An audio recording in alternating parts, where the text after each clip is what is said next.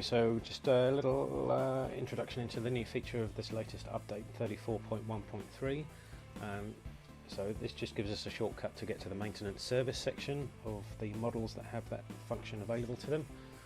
So to get there, once we've opened up our main desktop, just click on your bike icon, and then over here we see this new button, maintenance service. So we can just click straight onto that, and that gives us our systems available to us now dependent on the IDC5 maintenance service function, and that just gets us straight into the service system.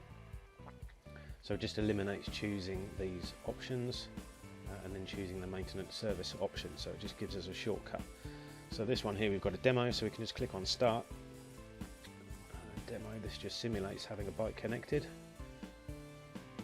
Turn the bike on,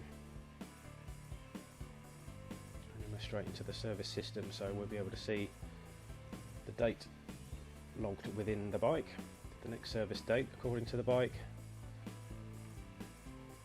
time. So on these things, important things for these BMWs is just to double check these internal dates are correct. If they're not, you won't be able to reset the service schedule.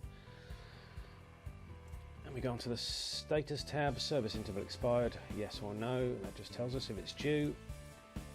We've got the VIN and the model year, and here we have the settings. So we've got read and set the service data, read and set the service interval for partial mileage. So we've got two different options. I'm not sure I can get into that on the demo mode. No.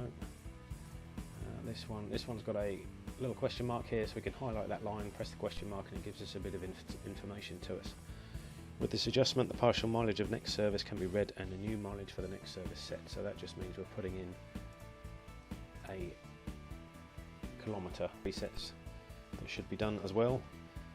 So it's useful to go through and do a full check, and then you can do a printout of any parameters, fault codes, memory codes, anything else you've done.